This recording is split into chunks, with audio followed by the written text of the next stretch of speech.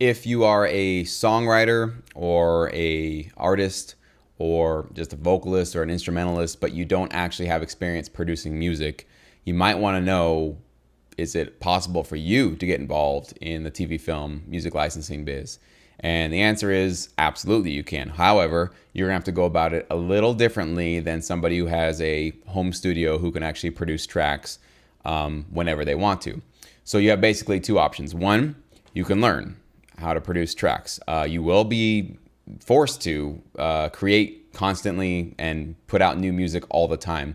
So one way to do it, and I highly recommend this, is that if you really want to make music your full-time gig, learning how to create tracks is one of the best ways to separate yourself from all the people in the industry. There's so many people that say that they're a writer or just a singer or just a whatever, piano composer, whatever, but they don't have the ability to become like a one man or one woman complete operation where you create songs, you mix them, you produce them, and then you export them and send them out to music libraries to get your placements. So I would highly recommend, if you're dedicated and you're motivated and you want to learn how to do this stuff, then definitely just learn how to create music, how to create tracks. I have some production tutorials and some courses coming up that'll help you with that. But for now, you just do a basic YouTube search on how to use, if you want to use like Logic Pro, which is what I use, or if you want to learn how to use Pro Tools or Ableton or Fruity Loops, whatever you want to learn, or just type in on Google how to produce music from home and you'll get tons of free information, tons of articles, blogs, videos, including courses you can purchase to get more in-depth information. But there's a lot of free stuff out there. So that's option one, is just learn how to do it. And yeah, it'll take a little bit of time and you're going to suck at it in the beginning, but you know what? Everybody sucks at everything in the beginning. So just be okay with that. You're not going to be that great in the beginning, and it might take you a couple of months, if not maybe a year or so, to get your chops on, up to the place where you're competitive with other people in the industry. But the sooner you get started, the sooner you're going to get to that point where your tracks are sounding great. So that's option one.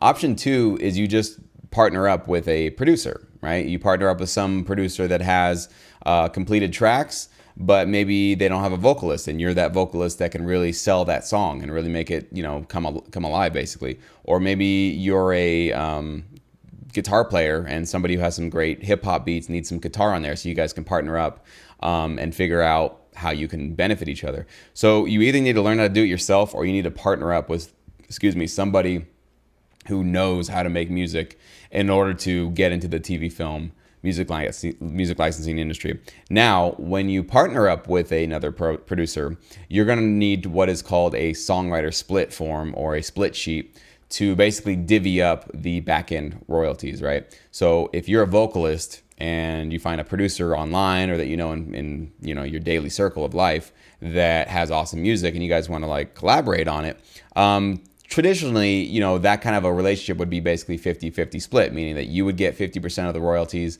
and the producer would get the other 50% of the royalties. That's not a hard and fast rule. Everything's negotiable. And if you're only adding a couple of, hays or hoes or shouts or background vocals and it's not a full vocal production, maybe you want to do that like a 70-30 or a 60-40 or whatever you guys feel is fair. That is called a songwriter split or a split sheet. And you can actually get a version of it right below this video. I've actually included a link to a sort of boilerplate, split sheet that you can actually download, print out, and it has information for both of you to fill out and make sure that you guys are on the same page regarding who contributed what, who's getting what proportion or what percentage of the back-end royalties that are going to get generated from this track if it gets placed, when it gets placed on a TV show, right?